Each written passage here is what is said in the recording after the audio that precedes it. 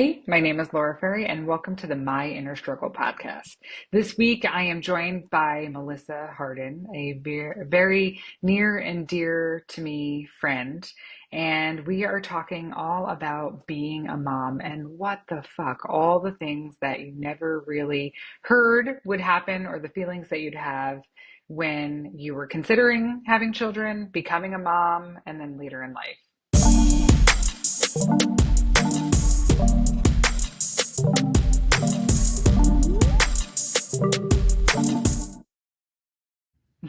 Hey there, I'm here with Melissa Hardin. Welcome. I'm so happy you're here.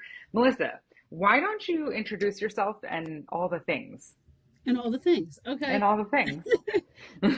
My name is Melissa Hardin. I live in Highland Lakes. I am the recreation manager for the clubhouse up here. I work as a marketing coordinator for Gym Guides, and this is my art studio where I teach students at nighttime uh, the fine techniques in art. So, and I have four kids and a hectic life. So, So it sounds like you have a lot of free time. yeah. Yes.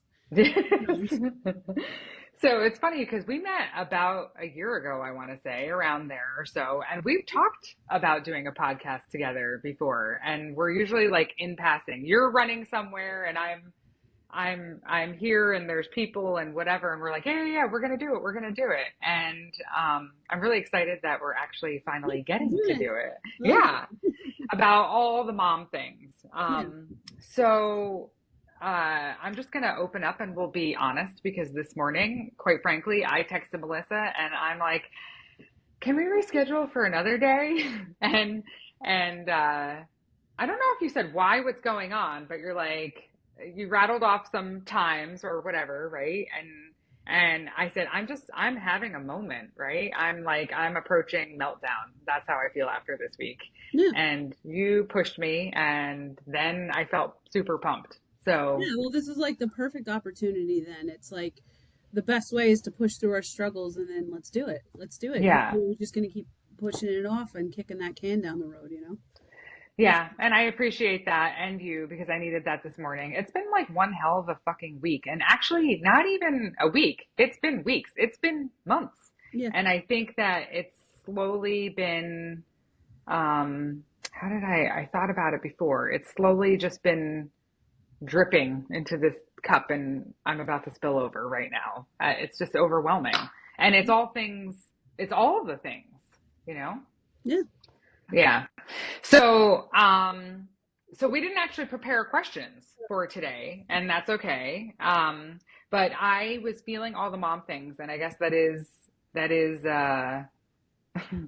the theme for today. I picked up the phone and you were like, "What's going on?" I immediately welled up with tears. I just felt overwhelmed this week. I'm tired. It's been a long week. I just feel like I couldn't put on a happy face today to like do it, but you pushed me and I think it's good. And this is what we need to talk about. All the shitty times about being a mom. And Absolutely. I feel like an asshole for even complaining about it because, because I do sometimes. I mean, my kids are my favorite people on earth, quite frankly, but holy fuck, like this is hard. Yeah. So, how's your Yeah. week been? The week's been good. Yeah. I mean, I have constant things like every day. I used to keep this tally. I called it the Hardin House of Chaos log. Okay. And every time something would go crazy with the kids, because I have to find humor in it, so I would write down like whatever it was. So like at the time I had a toddler and he pulled out a huge pitcher of lemonade from the fridge Uh-huh. and he poured it all over the floor and he started to like mop the floor with it because he thought it was cleaner because it smelled like lemon. Oh, So I was out. I had someone else watching him and I came home and I could just feel like my feet like I know that sink sound. into the floor. And yeah, and so I really just thought, is this really what parenting is about? Because it's constant. Like I think throughout everybody's parenting, you have stories like Oh that where yeah. it's just like, really, I have to do this now and I got to be out of the house in 5 minutes. And you know, sometimes I'm like, screw it, the floor's staying sticky, we gotta go. Hey, it happens. It happens. I didn't, Yeah. I, after we chatted, I needed to jump in the shower quick, and I never remember, like, I need Drano for the tub, like pronto, and I don't remember unless I'm stepping into that shower, and I'm like, oh fuck. So Yeah. yeah, and then as you're in the shower, the dog's barking, and then the kids are fighting, and I'm like, this is like, what the fuck, really? Like, really? Yep. This is all happening Yep. now? Yep. So, so we wanted to talk about a lot of the mom things and how it's tough. Did you have anything top of mind for today at all? Yeah, I mean, I can start with like my story, Yeah. like 'cause that's the only thing I can really go with in life is my personal experience. Like there's nothing I can get from other than what I'm bringing to the table or Mm-hmm. what I'm bringing. So for me, my husband and I got married at a very, very, very young time in our life. I'm going to say 20 years old. So we got married, and then a year after being married, we got pregnant. And I think what happens is like you go through all of what you know of parenting, and you have these expectations, but then once you're running through it, it's like, wow, nobody prepared me for this. Mm-hmm. And Mm-hmm. and I remember because I used to work in a daycare center, and I remember walking to my car. This is before I had kids, and this mom was struggling, like getting her toddler, like literally wrestling with him to get into his car seat. And she's like, I'll give you a cookie. You want a cookie? If you get in your car seat, I'll give you a cookie. And oh, come on, I'll give you chocolate milk. We'll go to McDonald's, like whatever the promise was. And I remember being so judgmental and just like, my kids are never going to act like that. Well, I'm eating my words today because I'm sure I had worse and I had no room to judge because, like I said, nobody prepares you for the mental change that you go through once you become a parent. Mm-hmm. So we've talked a little bit about like you and I privately because we had coffee last week talking about just what it was like kind of um becoming a mom and kind of like losing yourself in the process a little bit. And that is 100%. literally why I started this. I Yeah. started my blog after I lost my mom and everything. And it wasn't really just about losing my mom. It was like figuring out who I was without my mom. And after, a lot, there's all that. But you kind of, I got married young too. I was also 20 years old. We didn't Yeah. have our first daughter until I was just about 25. So it had been like some time. But even so, I think getting married that young, not that it was a mistake or anything like that, because I'm not saying that. It's just that you really don't have that life experience behind you to navigate those things, even just being married, really. Yeah. And so I think that growing up together essentially, right? And then having kids, you're like in this pressure cooker, right? And as far as like your marriage goes, but then also, I can remember, and all of our kids, right? So I think your youngest is 10 and mine is Hmm. 9. So it's not like they're Yeah. little anymore, right? Where Yeah. when they were little, it was like fucking daunting to me, quite frankly. It Yeah. was just exhausting, maybe more physically exhausting. And now I'm like mentally exhausted, like bigger kids, bigger problems, Yeah. like, Well, and I'll say this. Like, uh, what would always get me is I would like go say grocery shopping, and I would see some other parents who we knew each other from school or whatever, and Facebook had started, being like the big hub of right, like right. interaction. And I used to hate it because these people see my Facebook and they think I'm like a perfect mom or I'm like a perfect whatever. And in the store, I'll be like, "Oh, hey, how you doing, Becky?" And she'll be like, "Oh my God, life is so crazy. I don't know how you're doing it. You look like you have it all together. You're doing all this great stuff with your kids." And I'm thinking to myself, well, yeah, because I'm not posting the bad times. I'm only posting the happy times. Hmm. And so I think what we were talking about last week was how, partly too, how that in our society, especially with like social media, we get, we think like, oh, we have to have this perfection. And it's on social media, That's it's not everything is, realistic. Yeah. no. Yeah. And so I always hate when people say, because I think even you and I, when you were like, I'm like, oh, I'm taking my kids camping. I texted you, right? And you were like, oh, Yeah, I that you're remember this. such a good mom. And I was like, I'm not a good mom. I just completely told my whole family off and disowned everybody. So, That's okay. it's, Yeah, but it looks fun on the internet, right? yeah, And so, but also back to what you were saying, like, my husband and I were young, and it would definitely, it's like, it's like I said this to you last week. It's like you get put in a time capsule. It's like we're married, we have nobody else to think about, we're having fun, we're doing whatever we want. We want to watch movies all day on a Saturday and eat pizza all day. That's great. Now you have, like, I had the 18 years so far with my kids, and it's like I didn't realize how much I was, and trapped might be not be the right word, but it feels like that. right. You get trapped in this parenting bubble of, okay, I gotta cook, clean, I gotta have, oh, little Johnny needs his project done. Okay, let's midnight do this project. And Hmm. you all of a sudden start, because you're doing it to help your family. But when I got to this point, so I was the breakfast at 5 PTA president. I was like all of that for my child's world, because I thought it was so important for them to see me in those positions and being there for them. And now that my oldest is 18 and I've kind of matured into a new level. I don't know if you call it a level, a new Sure, yeah, existence.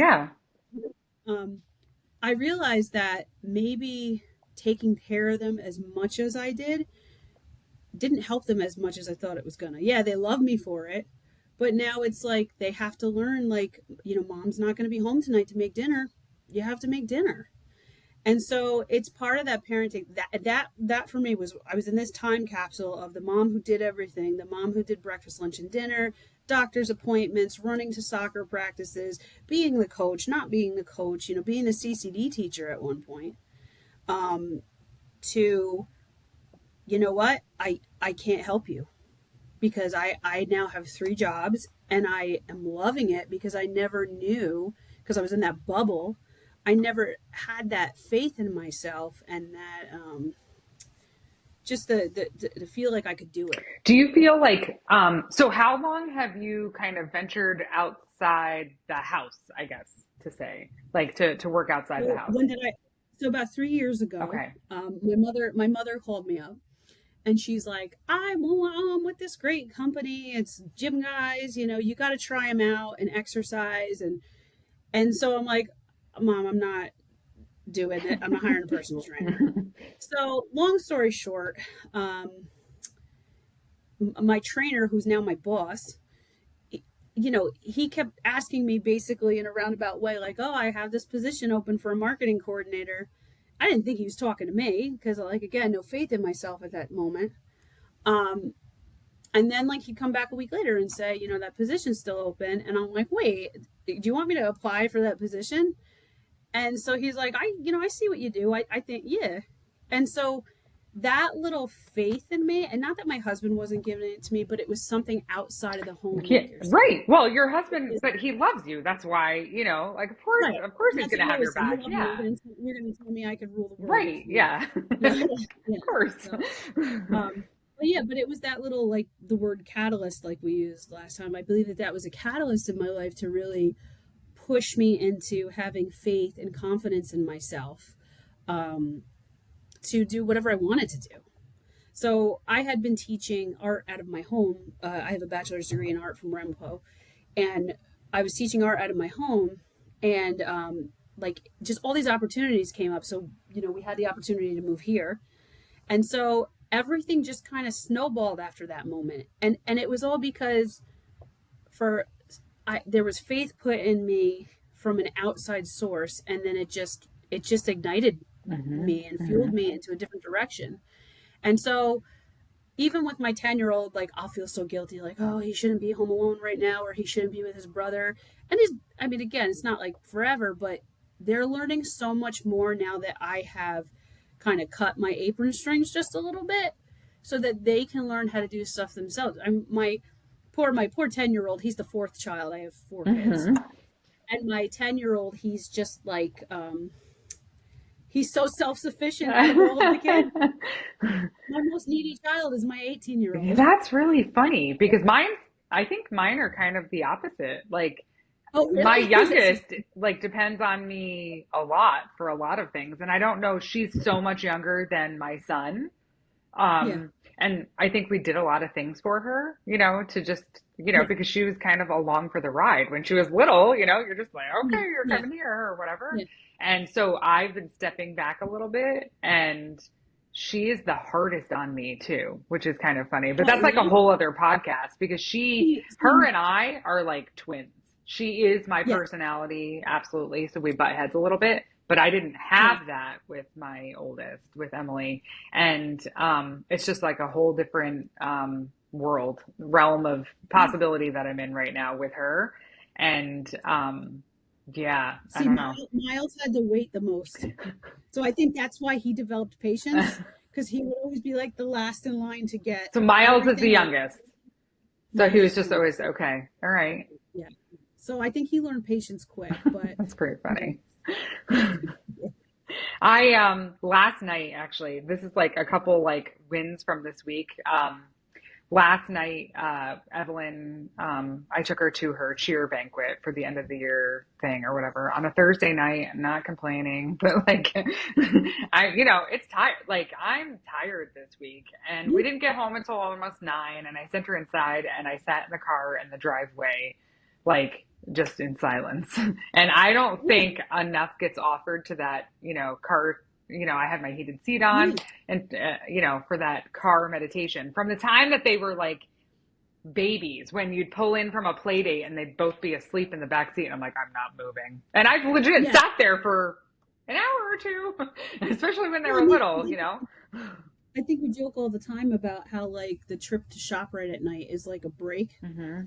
And that was another realization. Like if we're counting the time in the cars in silence, and we're counting like shopping, getting groceries for our family, like if there's a part of me that sees the beauty in creating those in my mind as breaks, but there's also a sadness because we should be getting breaks.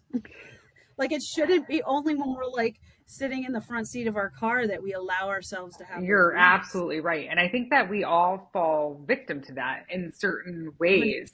100%. And, it's Yep. interesting because, like I'm divorced, right? So I have this sort of opportunity at some alone time, that I didn't have before when I was married. And sometimes I think that it depends on like what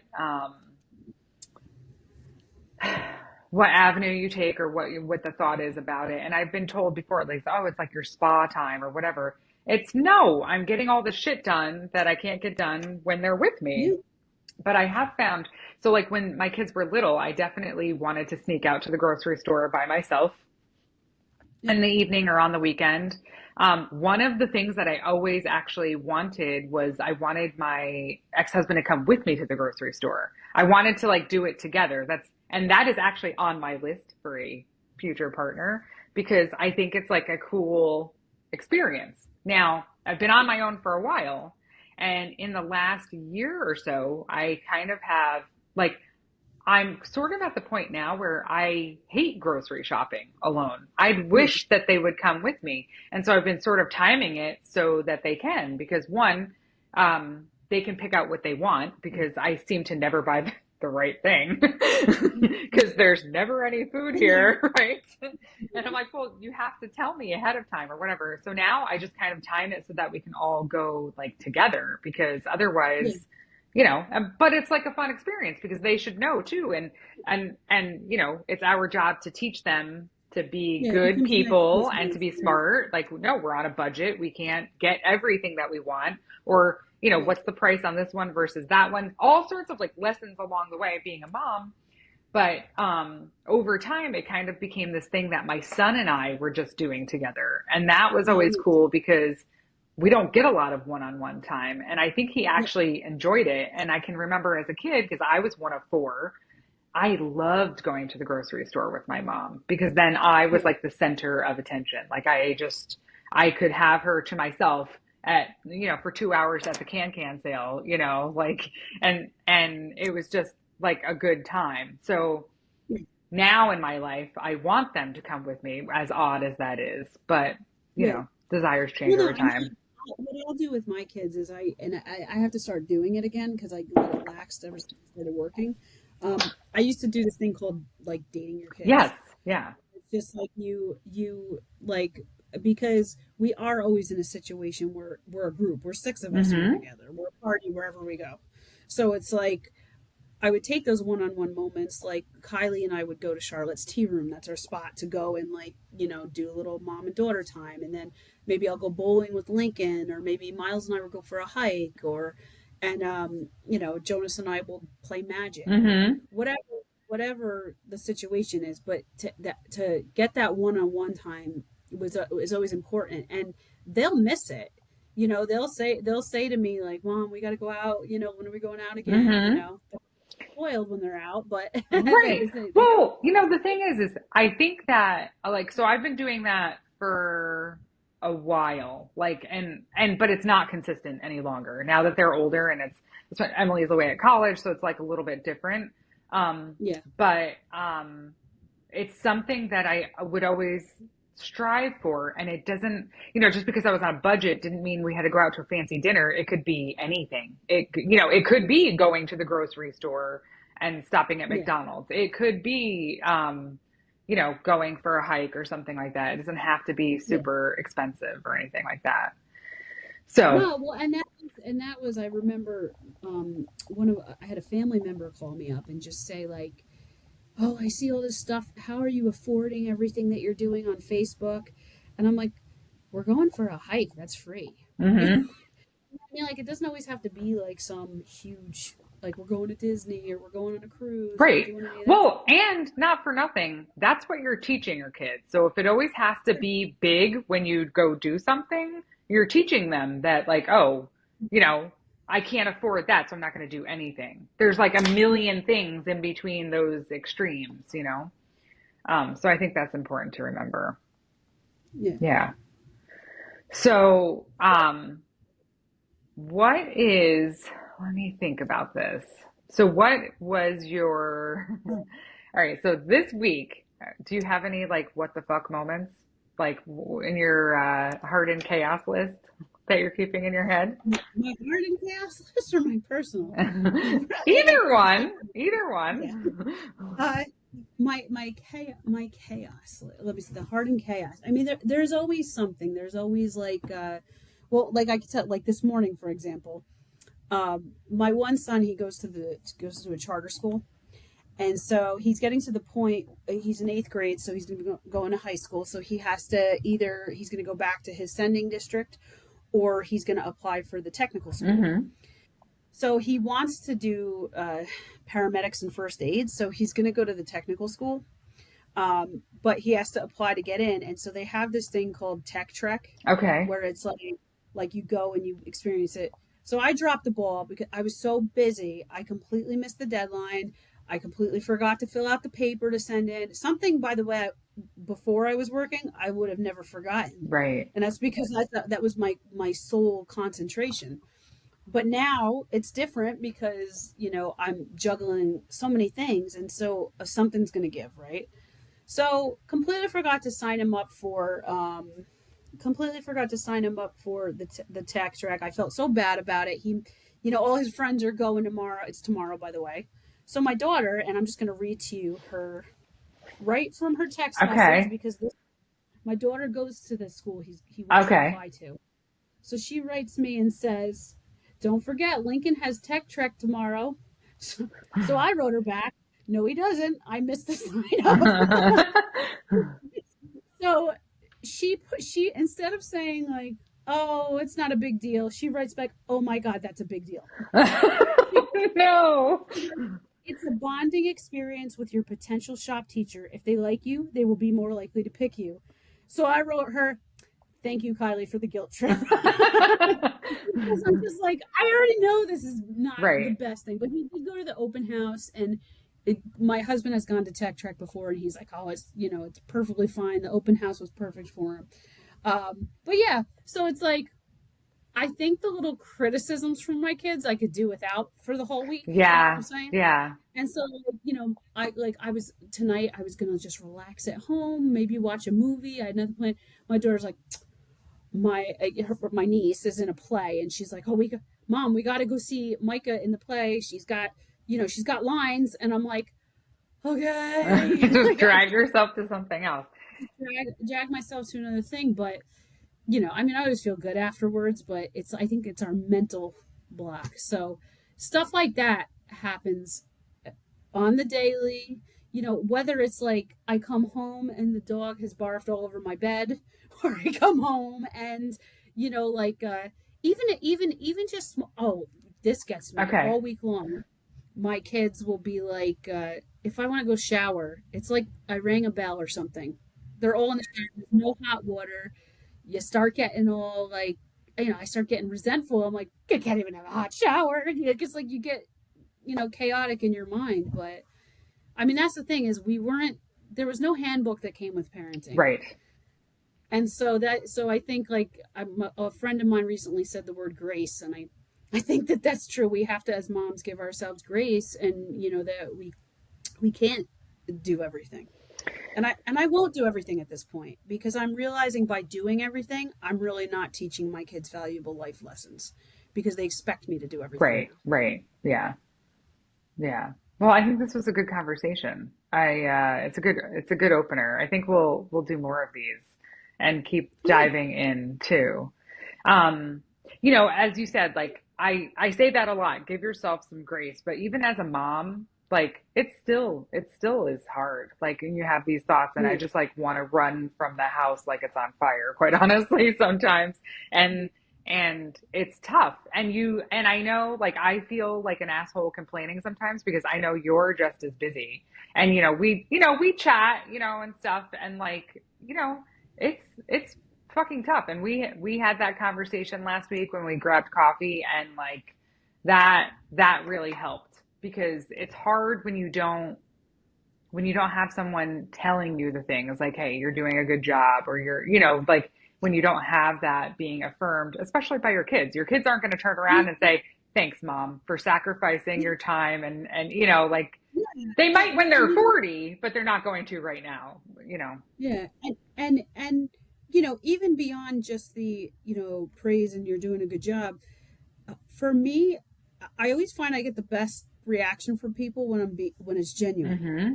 So it's like, to sit there and be like, oh, my kids never give me a hard time. It's like, that helps nothing. When I'm talking to other parents and they're going through like tough moments, I'll be like, yeah, you know what? They fucking suck right now. Yeah. Those kids suck right now. And if you vocalize that, sometimes people are like appalled. They're like, oh my God, you just said your kids suck. And it's like, well, no, guess what? They do suck. I don't get, I'm now learning in my 40s how to take back control of my life, because that's what I threw my identity into. Hmm. And so I think that, the first part of our conversation had to happen because you really have to talk about the development of parent and motherhood. It's almost a whole separate conversation to talk about how, once you get to this point where your kids don't need to leech onto you, that now you're like, where am I? I have to redefine myself. Right. Right. And I never knew I would love working as much as I love working. Like, my mom's always like, oh, you're doing too much. You got to quit one of your jobs. And I said, my problem's not my jobs, mom. It's everybody else who has expectations on me. Right. It's everybody else who puts that all on me. And then when I'm not performing the way I used to, it's now like I'm getting shamed for it. Hmm.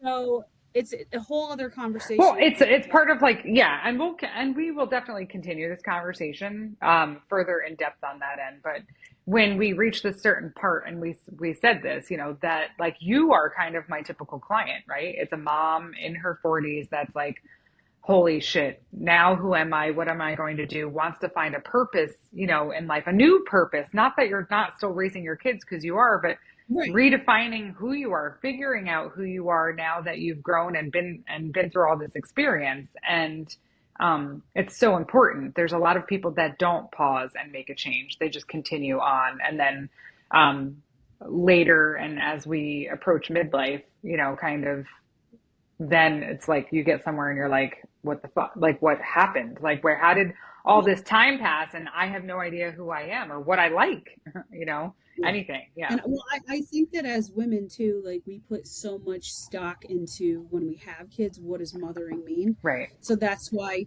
other topics like postpartum depression, like about people just not being happy, like when they're doing stuff with their, like this is all stuff that I think needs to be talked about more on a regular Mm-hmm. basis so that people aren't so afraid to actually talk about it. Like, because parenting isn't perfect glory. And then all of a sudden your kids are older, and I have some friends, they're just empty nesting. They're like, I don't know what to do with myself. I miss my kids. I miss the way it used to be. I have one friend who continuously tells me, don't you miss how things used to be? Don't you wish we could go back in time?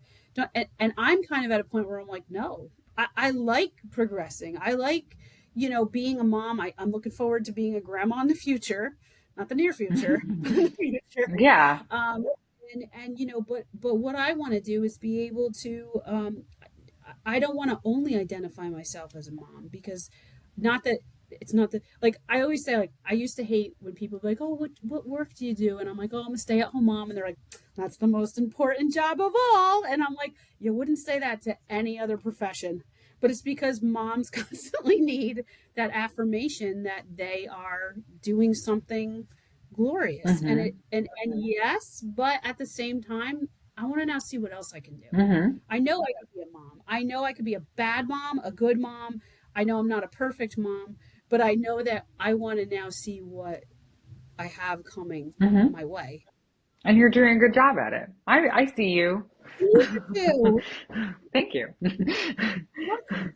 Um, so anyway, I'm glad that we had this conversation. I think we'll end Yep. it here, but we'll definitely do another episode in the series of being a mom. I think that'll be a Yeah. lot of fun. We have a lot of topics I know that we've talked about that we want to dive into. So great. Thanks for being here. No, thank you. Thank you so much for watching. I really appreciate it. I hope that you got something valuable from this podcast. If you love it, please share it with a friend, and hit subscribe wherever you're listening.